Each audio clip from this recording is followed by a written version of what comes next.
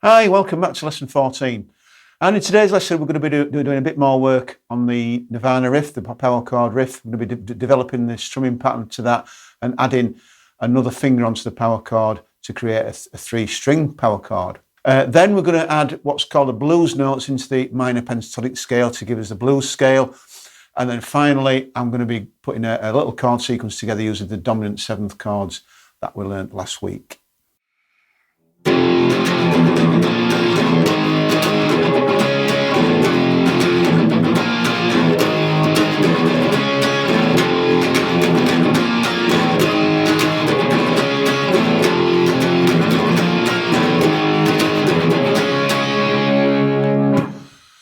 Okay, without further ado then, let's try and put that strumming pattern together. Then you can give it a go and see how it sounds. I'll start off demonstrating it with the two-finger power chord. And then we'll move on and develop that into the three-finger power chord, adding your little finger on the next string. Okay, so first of all, nice and steady, we're going to start with, which is down, and then like I'd liken it to a little flick, up, down, up. Okay, and now then we're going to play what's called some muted chords. I'm going to show you how to do the muted chords in a little while. And then we're going to play two down strum, an up and a down strum then on the B flat, and then the same rhythm on the G sharp, and then across onto the C sharp. So the rhythm for both positions is the same. Okay, now let's just talk about the muted chords first of all before we put the pattern together. Basically, when you mute the strings, you're just touching the strings with in this case, with your first finger across all 6 strings. But I'm going to keep the power chord shape, so I'm going to keep my third finger on there. So we've got the first 2 chords. Now I'm going to relax my grip then on the strings, which is down, up, there.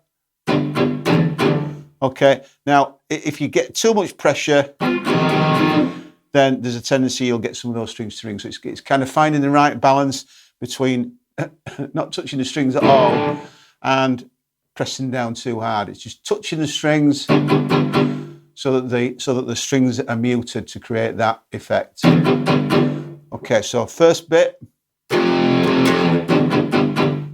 then we're going to move across onto the B flat, the 2 down strums there, and then same thing up onto the G sharp.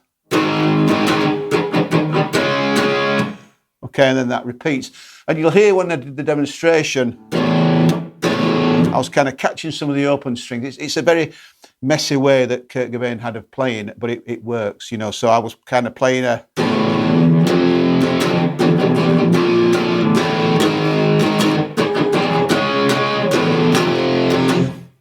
Okay, it works. It's not strictly speaking a correct chord, but it just gives it that kind of chaotic, messy sort of feel. All right, so here we go, nice and steady again.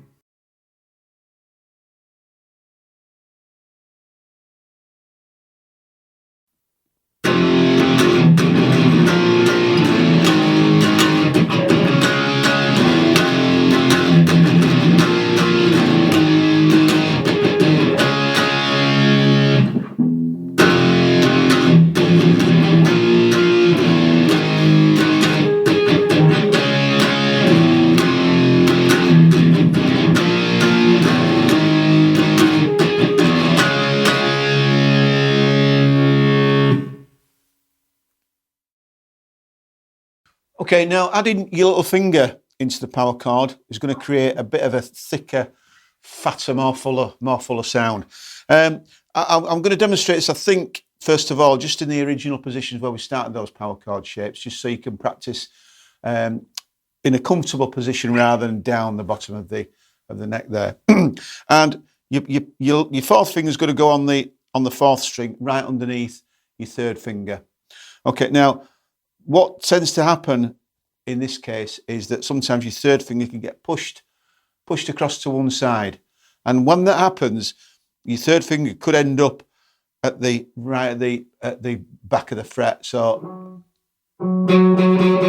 it can affect the sound of the chord there. So what you aim to do is to keep your third finger in position, and if possible, tuck your little finger underneath your third. So it doesn't want to be side. They don't want to be side by side. Tuck your little finger underneath your third there. If your third finger gets pushed over, we get that not very nice sound at all. Okay, so that's what you're aiming to do. And practice again. Practice moving across onto the fifth string. The same shape applies onto the fifth string.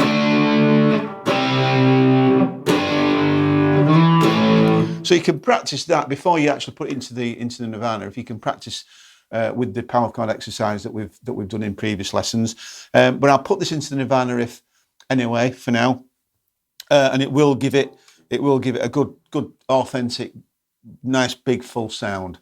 So the rhythm again.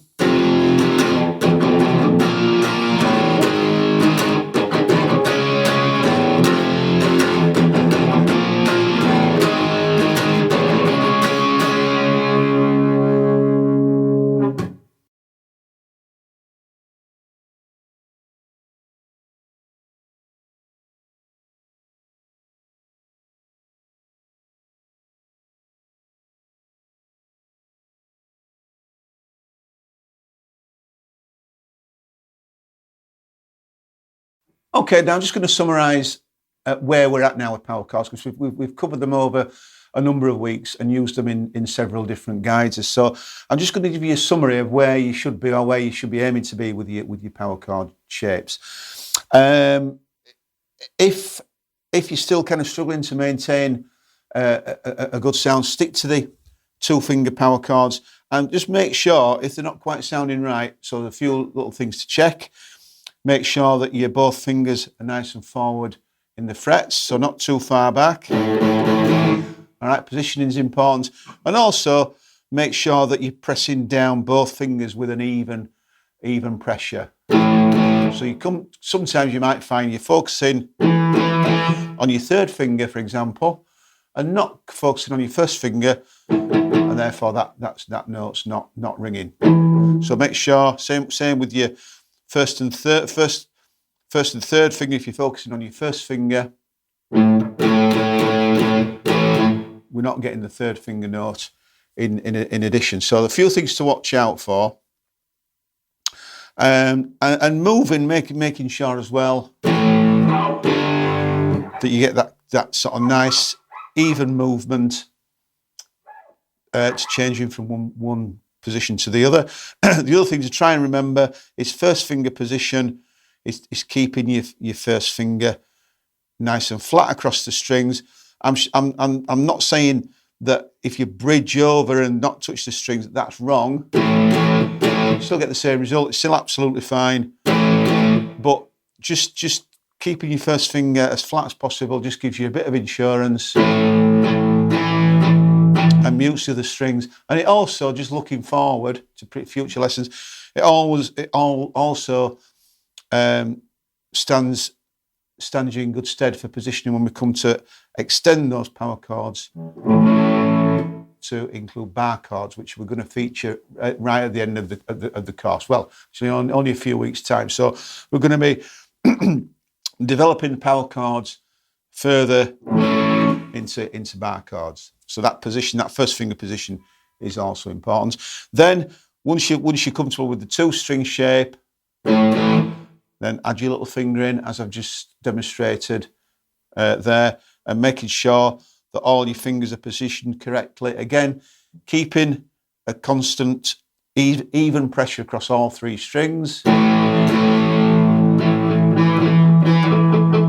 Make sure you can check you're getting a good ring on each string there, and then work your fourth finger into the power chord as well, and then put those three-string power chords into the songs that we've also covered.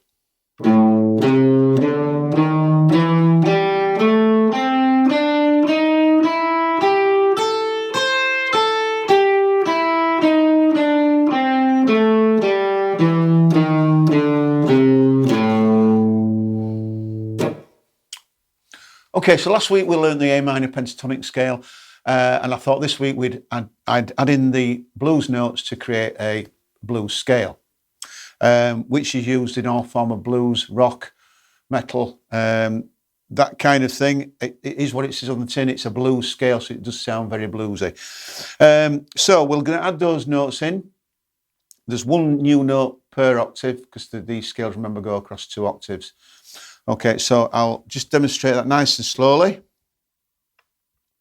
I'll play the minor pentatonic first, just so you can compare it with what we learnt last week. And the A minor pentatonic goes like so.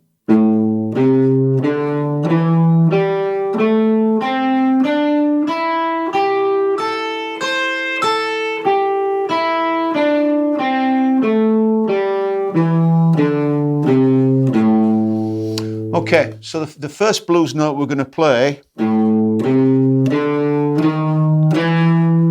is on the 5th string with your 2nd finger in between the 1st and 3rd fingers. So that string is played like with fingers 1, 2 and 3. So if the first octave of the blues scale goes like this.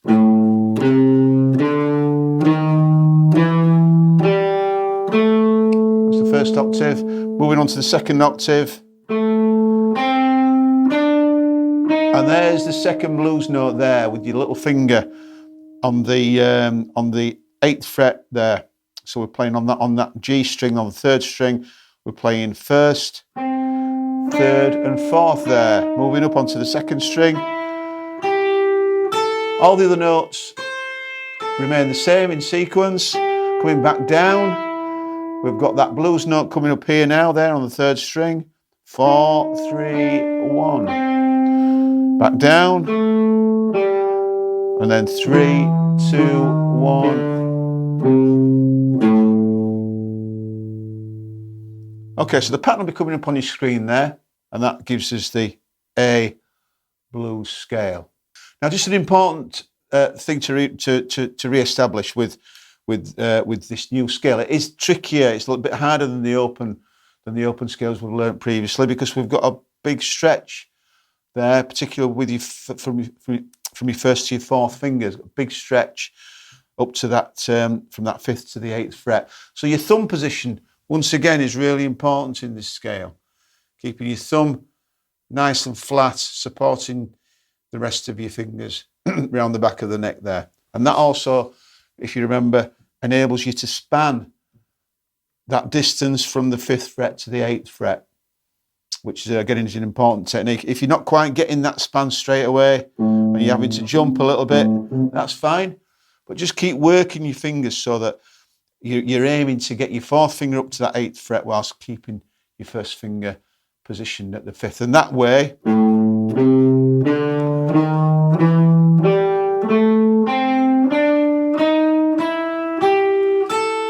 you can keep your fingers, hopefully, right over the frets where they're meant to be played the note there.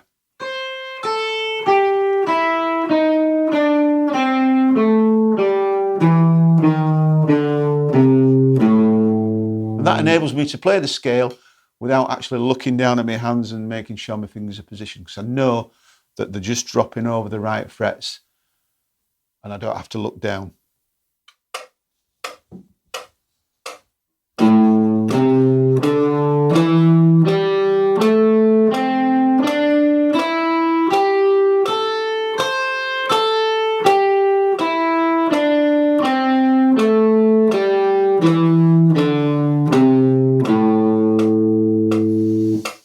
Okay, so aim for 80 beats per minute to begin with, to get used to the scale. Then I want you to push up to 90 for these scales, for these new scales.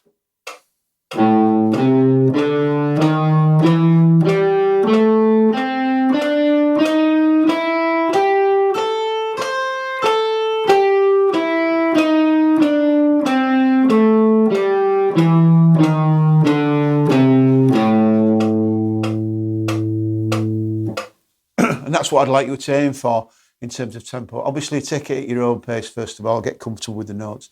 And then, as we've done, great practice using the metronome, great way of increasing your tempo. evenly and accurately. So start at 80 and then aim to get to 90. Okay, and so on to a bit of chord work now then for this lesson. And like I said at the beginning, I'm going to be using the dominant 7th chords. I'm going to be putting them into the 12-bar blues sequence that we've looked at in the past, just because they fit well together. We're going to look at A7, D7, and E7. You've already played B7 in Can't Get No Satisfaction, so that's a chord you're all already familiar with. So we're going to put the A7, D7 and E7 into a sequence because next week we're going to be looking at the Beatles song I Saw Standing There, so it'll just be good practice to get used to those those shapes. So here we go.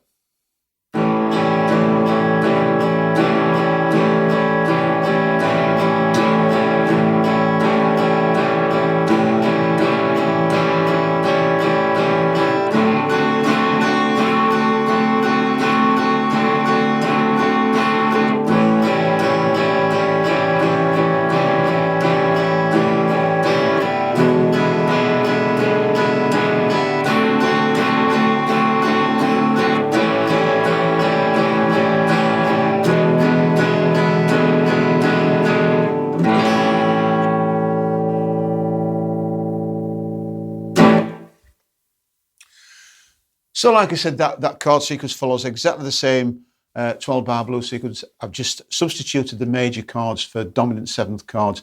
Indeed, dominant 7th chords are related to the major chords. They just have a different note within them to give a different flavour. And they tend to be used in a blues kind of context as well. So we can replace those major chords for dominant 7th chords, and it gives the sequence a very bluesy kind of sound. So just walk you through it again. So 4 bars on A7.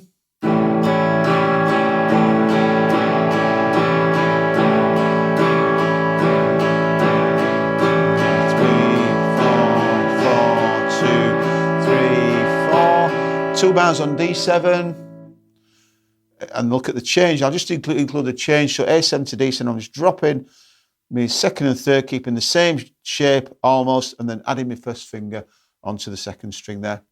2 bars on D7.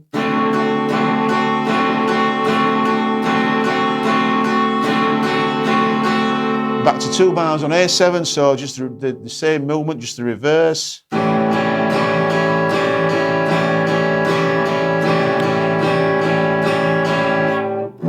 Okay, 1 bar on E7, so I'm lifting my 2nd finger up onto the 5th string, 1st finger's going on the 3rd string there. 1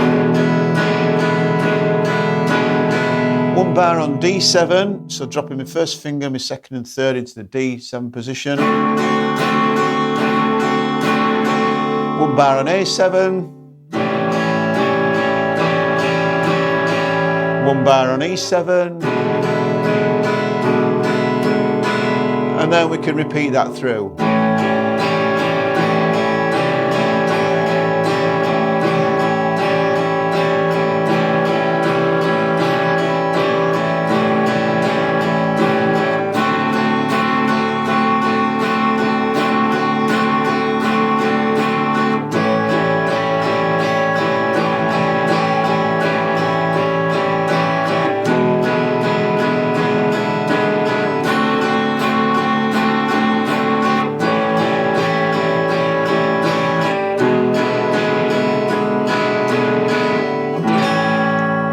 When we've finished the final round, finish on the last chord on A. And just to remind you, I'm sure you're more familiar with it on these chords now. So A7 is 5 strings, D7 is from 4 strings from the D root, and E is all 6. Okay, so work your way through those chords and practice them at different tempos as well. So obviously start slow. When you're comfortable with those changes, try it quicker and try at different tempos. Okay, that completes lesson 14. And I'm going to structure your practice schedule from now on a little bit differently. So it's going to follow a little bit more of a structure. Now, we've covered a lot of scales over this first half of the course. Scales, chords, power chords are what we call your technical stuff, the things that you need to be able to play before you can start working on songs and riffs and everything else. So I'm going to call your scales, your chords, chord sequences, and your power chord sequences as technical exercises. Okay, so we've when we've learnt these new techniques, we've started off with some exercises to help develop, and I suggest you use those technical exercises as a warm-up for the rest of your playing. So it just gets you in the zone, just gets your fingers working in the right ways. So what I suggest you do is begin your practice schedule with your scales first of all, with the metronome where you're able and where necessary, at a tempo that you're comfortable with, and keep stretching those tempos to, as we said before, up to 90 beats per minute if you can. And then working through some of your chord sequences. So today we've put the dominant seventh chords into a new chord sequence to prepare for the new song. With the power chords, I've added your fourth finger into the power chord shape to give you a 3-string power chord. So now, like I said, during the lesson, practice within the putting the shape together first of all, moving it into different positions, using the power chord exercises that I've given you in previous lessons. And then once you're comfortable with all those techniques and those technical ways of playing, then go on to the songs that we've covered and enjoy the songs. Obviously, the Nirvana riff, you'll need to practice the rhythm out as I've taught it in this lesson. Again, nice and slow. Practice the new technique of muting those strings. Again, you can practice that technique before you actually play the riff. You don't need to go ahead and play the riff and try and put that muted chord in straight away. You can practice it first of all and then put it in. So start off with all your technical stuff, and then, like I said, move on and enjoy the songs that we've played in the past, and practicing the new songs that we've learnt recently. And I'll look forward to seeing you on the next lesson.